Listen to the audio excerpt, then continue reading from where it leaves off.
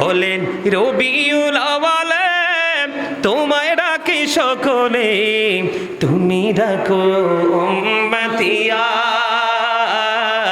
উম্মতের কান্ডারি হইয়া। বলেন তুমি ডাকো উম্মতিয়া, উম্মতের কান্ডারি হইয়া।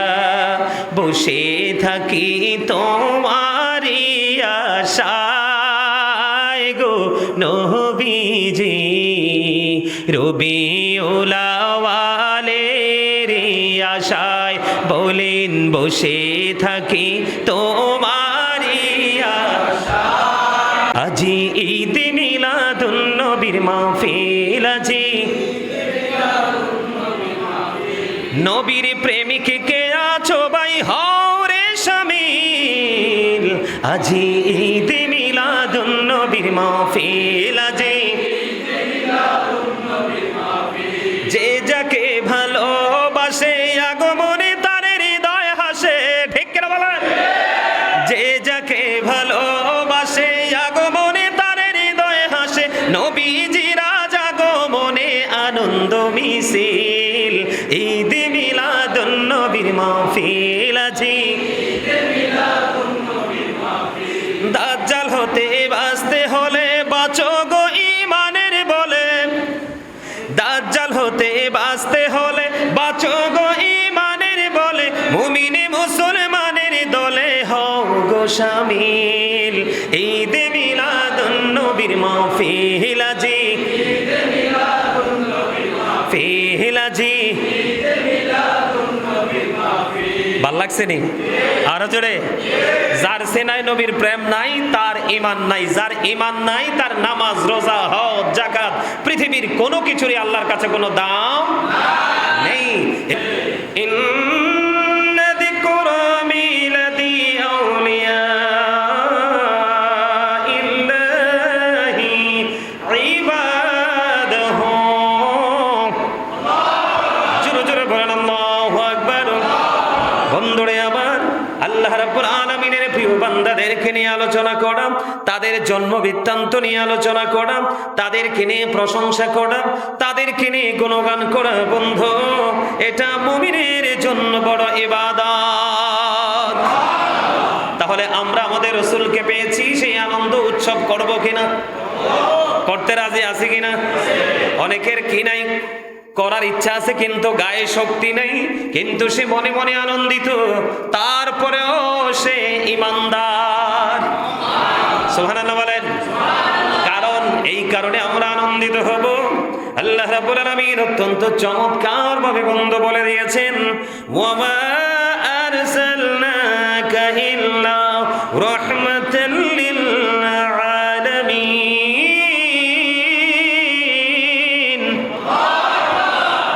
মজা লাগে না? অত্যন্ত মজার আয়াত। সত্যিকার অর্থে যারা নবী প্রেমিক, ওলি প্রেমিক, আহলুস সুন্নাত ওয়াল জামাতের অন্তর্ভুক্ত, তাদের কাছে অত্যন্ত পরিচিত এই আয়াত।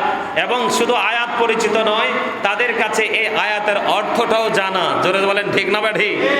আমরা সবাই জানি বন্ধু, আল্লাহর প্রিয় হাবিব রাহমাতাল লিল আলামিন কে আল্লাহ রাব্বুল আলামিন আমাদের জন্য রহমত হিসাবে প্রেরণ করেছে।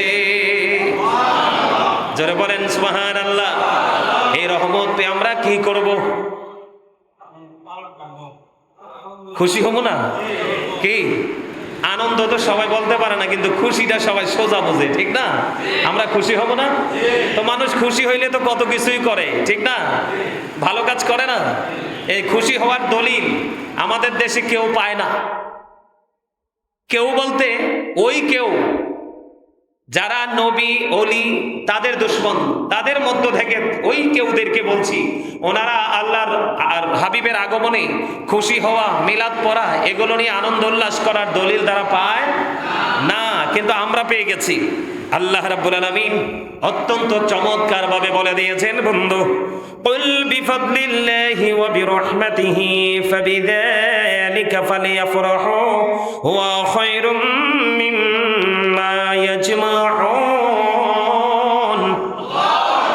আল্লাহ বলেছেন কুল, আল্লাহর হাবিবকে মিন করে বলেছেন, হাবিব আপনি জানিয়ে দেন আল্লাহ রাব্বুল আলামিন বলেছেন আল্লাহর করুণা ও আল্লাহর রহমতের শুকরিয়া স্বরূপ তারা যেন আনন্দ করে।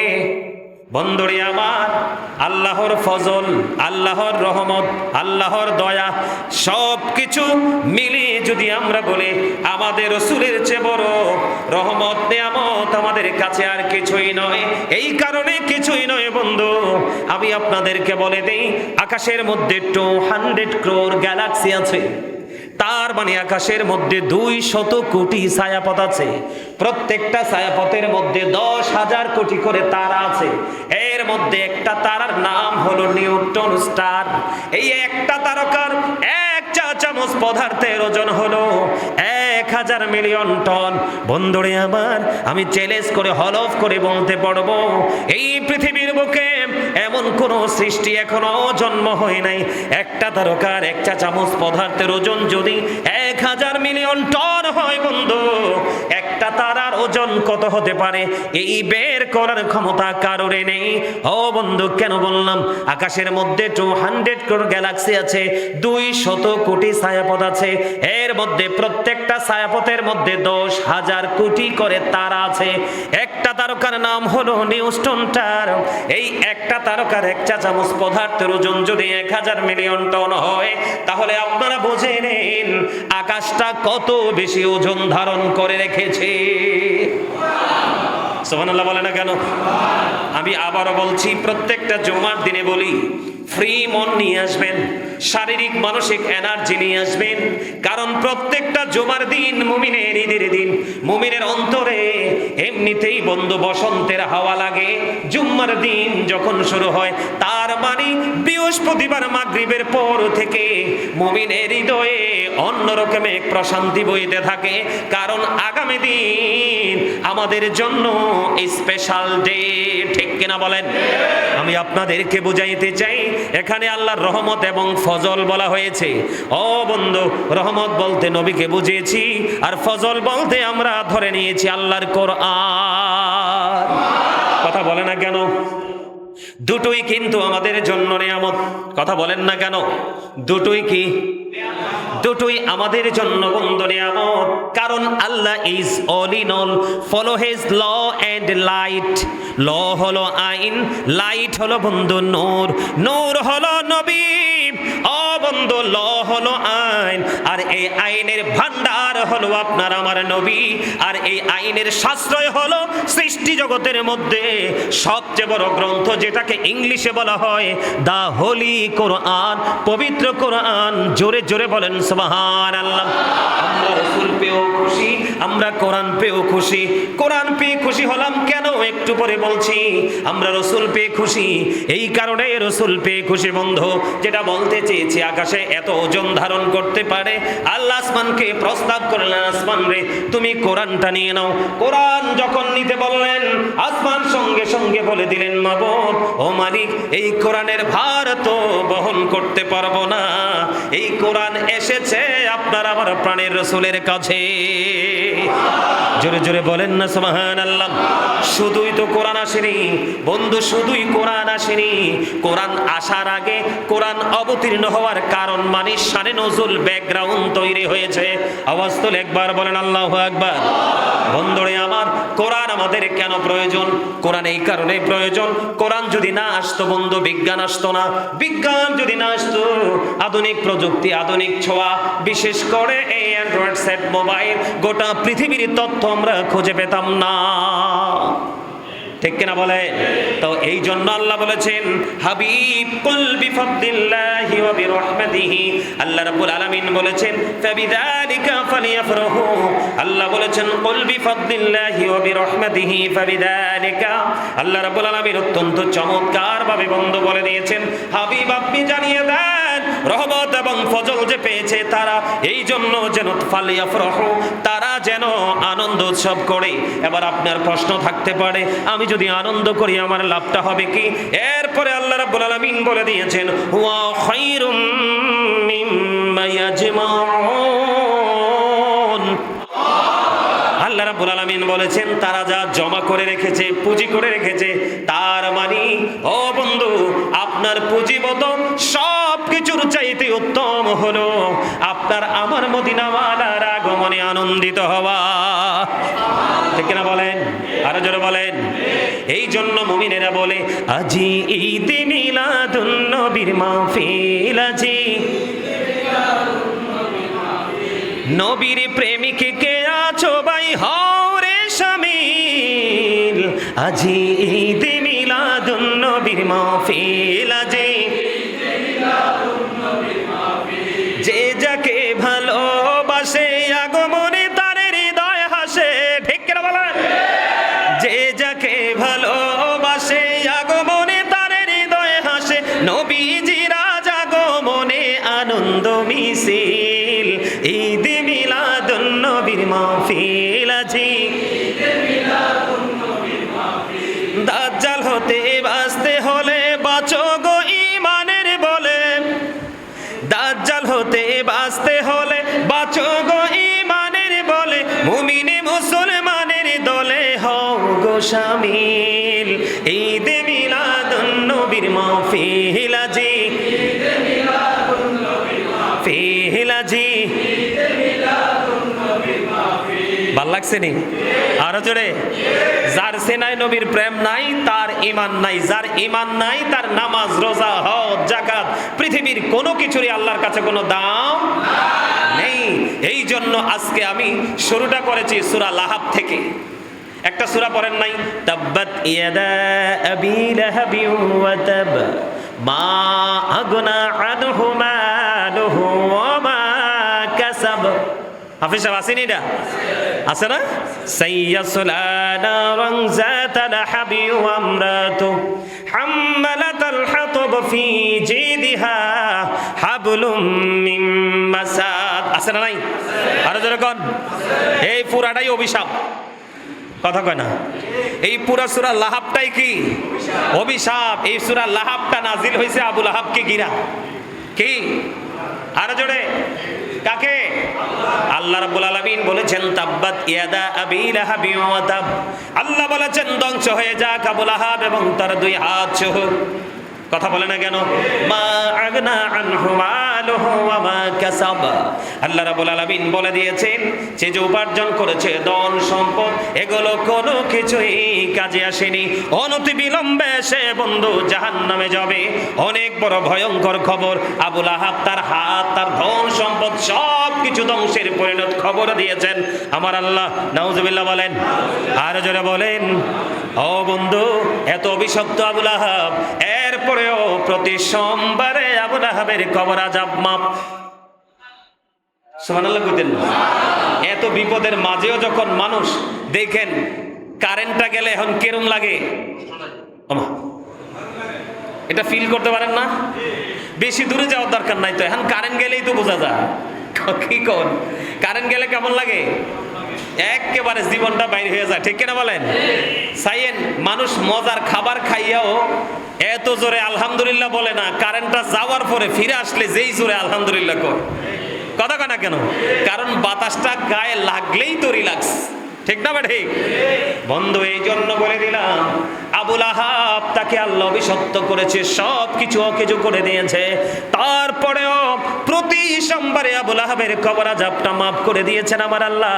তাকে প্রতি সোমবারে বন্ধু পান করানো হয়। এটার কারণ কি?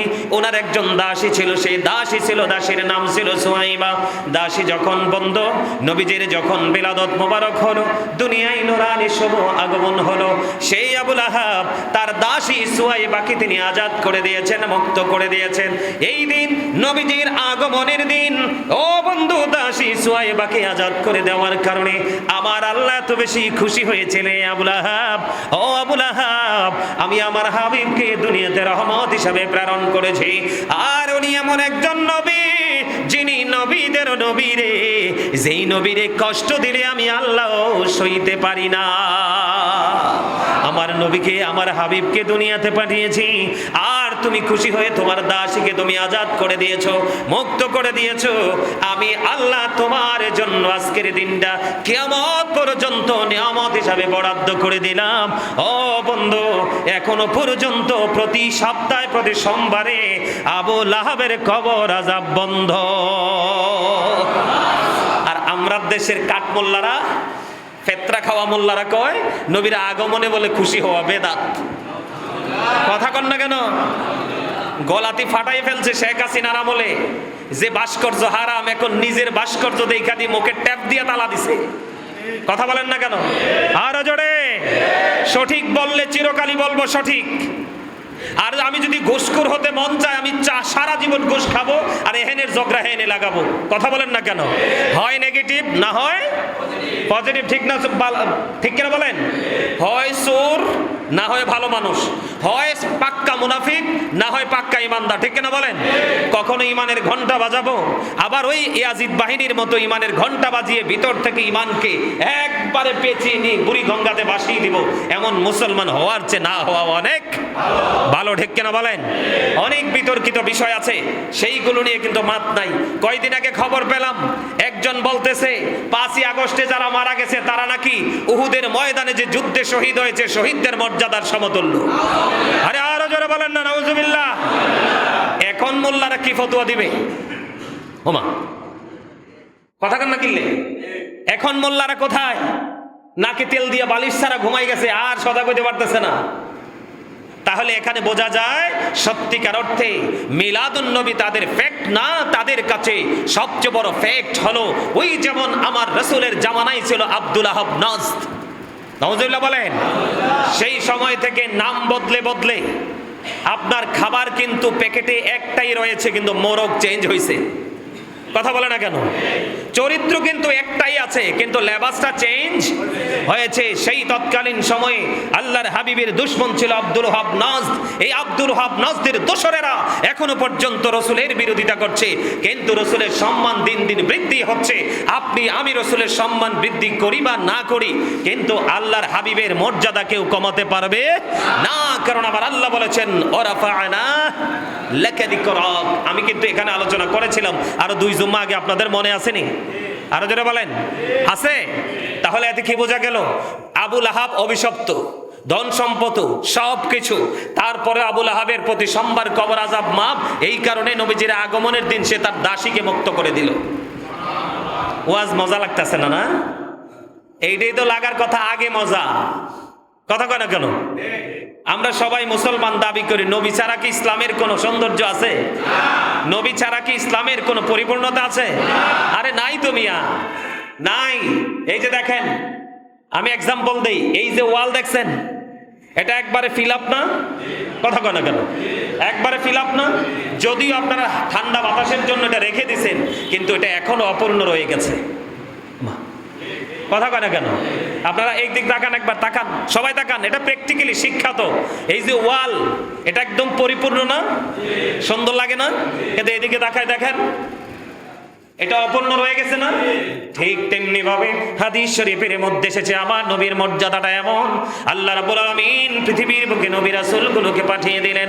আমার আল্লাহ রাব্বুল আলামিন আমার নবী আসার পূর্বক্ষণ পর্যন্ত অপূর্ণ ছিল। আমার নবীকে পৃথিবীর বুকে পাঠিয়ে নবুয়তের দরজাটা পুরো পরিপূর্ণ করে দিয়েছে। জোরে জোরে কন্যা সুবহানাল্লাহ। এমন মর্যাদার অধিকারী আপনার আমার প্রাণের রাসূল। বন্ধুরে আমার, শুধু আমরা সুন্নি জামাত নই, আমার নবীকে আমরা ভালোবাসবো। ও বন্ধু, যদি মুমিন হতে চাই, আবুল আহাবের কবর আযাব আল্লাহ প্রতি সোমবারে মাফ করে দিয়েছে। আপনাদেরকে আমি আরেকটা তথ্য দিয়ে দেই, আল্লাহ রাব্বুল আলামিন আমাদেরকে কি তথ্য দিয়েছে বন্ধু? লাকাদ জাআকুম রাসূলুম মিন আনফুসিকুম আজিজুন আলাইহি মা আনিতুম হারিসুন আলাইকুম বিল মুমিনিনা রাউফুর রহিম। আর জোরে বলেন একবার আল্লাহু আকবার। ও বন্ধু, আল্লাহর হাবিব আমাদের জন্য কত বড় নিয়ামত। আল্লাহ রাব্বুল আলামিন বলেছেন, আমি অবশ্যই তোমাদের মধ্য থেকে তোমাদের নিকট এমন একজন রাসূল তোমাদের কাছে আগমন করেছে, যিনি তোমাদের কষ্ট সহ্য করতে পারে না, তোমাদের কল্যাণ অতিমাত্রায় কামনাকারী। ও বন্ধু, মুমিনের ব্যাপারে পূর্ণ দয়াদ্র ও দয়ালু। জোরে জোরে কোন সুবহানাল্লাহ। আল্লাহ রাব্বুল আলামিন বলে দিয়েছেন, তোমাদের মধ্য হতে তোমাদের নিকট একজন রাসূল আগমন করেছে, জোরে জোরে কন্যা সুবহানাল্লাহ। তিনি যিনি এমন একজন নবী এসেছে, এই নবী হলো আপনার আমার প্রাণের নবী। তিনি আপনার আমার বিন্দু পরিমাণ কষ্ট তিনি সহ্য করতে পারে না। তো যেই নবী, আপনার ছেলে জন্ম হইয়া চোর হইব না, ডাকাইত হইব না, গুন্ডা হইব নাকি মানে মুমিন হইব, এটা তো আপনি আমরা কেউ জানি না। ছেলে হোক বা মেয়ে হোক, বাবা মা অনেক আনন্দিত হয় না, অনেক অনুষ্ঠানও তো করে, কথা বলে না কেন?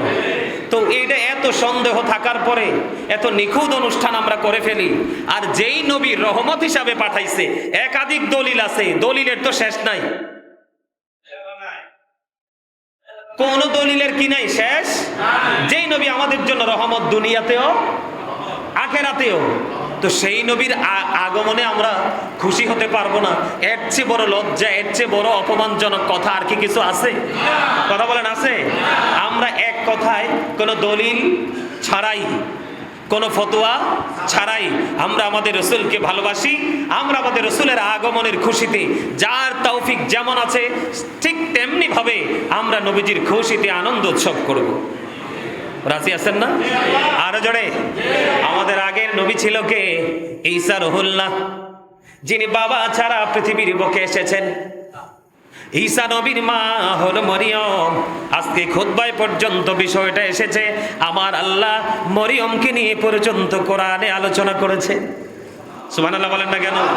মা মরিয়মকে নিয়ে আলোচনা করেছে, ও বন্ধু ঈসাকে নিয়ে আলোচনা করেছে। সুবহানাল্লাহ বলেন, আরো জোরে বলেন। ইয়াহিয়াকে নিয়ে আলোচনা করেছেন, ইব্রাহিম আলাইহিস সালামকে নিয়ে বন্ধু আলোচনা করেছেন, মূসা আলাইহিস সালামকে নিয়ে বন্ধু আমার আল্লাহ আলোচনা করেছেন। এই কথা আপনারা বিশ্বাস করেন কি করেন না? আর আদম সফিউল্লাহকে নিয়ে এত সুন্দর আলোচনা করেছেন, ঠিক না ঠিক? তাহলে আমার নবীর আলোচনা করা দরকার আছে না নাই? আর একটু মহাব্বতে। ঈসা নবীর উপর ইনজিল কিতাব বন্ধু নাজিল হয়েছে। ঈসা রুহুল্লাহ তিনি বলে গেলেন, নবীজির মিলাদের আলোচনা কেমন করে করতেছে দেখেন। তিনি বলতেছে, আমার চলে যাওয়া তোমাদের জন্য মঙ্গল, আমার চলে যাওয়া তোমাদের জন্য নিয়ামত। কেন গো, কেন গো? এই কারণে আমার চলে যাওয়া তোমাদের জন্য নিয়ামত, কারণ আমি চলে যাওয়ার পরে এমন একজন নবী এই পৃথিবীর বুকে কদমটা বাড়িয়ে দিবে, ওই নবীজির জুতার ধুলা, জুতার ফিতা খোলার যোগ্যতা আমি ঈসার না। জোরে কন্যা সুবহানাল্লাহ। এটাকে নবীর মিলাদের আলোচনা না? কথা বলেন না কেন? তার মানে আজকে আমি আপনাদের থেকে বিদায় নিয়ে যাচ্ছি, আজকে আমি খুশি হয়ে আপনাদেরকে দোয়া দিয়ে আপনাদের কাছ থেকে বিদায় নিয়ে যাচ্ছি। আমার চলে যাওয়ার পরে অনেক বড়, অনেক মর্যাদার আরেকজন মানুষ আপনাদের কাছে আসবে। তার মানে কৌশলে আমি যিনি আমার পরে এখানে আসবে, আমি তাকে নিয়ে একটু আলোচনা করে ফেললাম। আমারটা হলো কৌশল, কিন্তু ঈসা নবীরটা কৌশল নয়। ঈসা রুহুল্লাহ আল্লাহর হুকুমে আল্লাহর হাবিবের আলোচনা করে গেছে। সুবহানাল্লাহ বলেন না কেন? তাহলে আমরা সেই নবীর আগমনে খুশি না বেজার? আরো জোরে বলেন। বলেন, রবিউল আওয়ালে তোমায় ডাকে সকলে, তুমি ডাকো উম্মতিয়া, উম্মতের কান্ডারি হইয়া। বলেন, তুমি ডাকো উম্মতিয়া, উম্মতের কান্ডারি হইয়া। বসে থাকি তোমারি আশায় গো নবীজি, রবিউল আওয়ালের আশায়। বলেন, বসে থাকি তোমারি আশায়, রবিউল তোমায় সদাই দেখিতে মনে চায় গো রবিউল আওয়ালের আশায়। বলেন, বসে থাকি তোমার আশায়। মাশাআল্লাহ। রবিউল আওয়ালের আশায়। মারহাবা বলেন। মনটাকে একটু শান্তি লাগছে না? ঠিক আমি আজকে এনে দাঁড়াইয়া বলে গেলাম, বসন্ত কিন্তু আমাদের মাঝে আসবে। শীতের পরেই কি বসন্ত? কিতা বলেন? বসন্ত, ঠিক না? শীতে কিন্তু পাতা ঝরে যায়। শীতে কি হয়ে যায়? পাতা ঝরে যায়। বসন্ত আসার আগে আগে নতুন পাতা গজিয়ে যায়, তখন কিন্তু প্রত্যেকটা পরিবেশ থাকে একবারে মুক্ত। এই গাছের নিচে যেই কোনো লোক যাবে তারই দেখতেও ভালো লাগবে, আর বসন্তের হাওয়াটা গায়ে লাগলে অন্যরকম একটা অনুভূতি তার মধ্যে সৃষ্টি হয়ে যায়। ঠিক তেমনি ভাবে নবীজির আগমনের খুশিতে মুমিনের হৃদয়ে বসন্তের দোলা লেগেছে, ঠিক কিনা বলেন? ওই যে আমি একটা মিলাদে কাসিদা পড়ি, আপনারা মনে রাখেন না তো অনেক কিছুই, আমি বলি আর একটু পরে ভুলে যান। আমি একটা কাসিদা আরো কয়েকবার পড়েছি। আকাশে হাসে বাতাসে হাসে, হাসে আরশ কুরসি, মক্কা হাসে মদিনা হাসে, হাসে জগৎবাসী। আকাশে হাসে বাতাসে হাসে, বলেন আকাশে হাসে বাতাসে হাসে, হাসে আরশ কুরসি,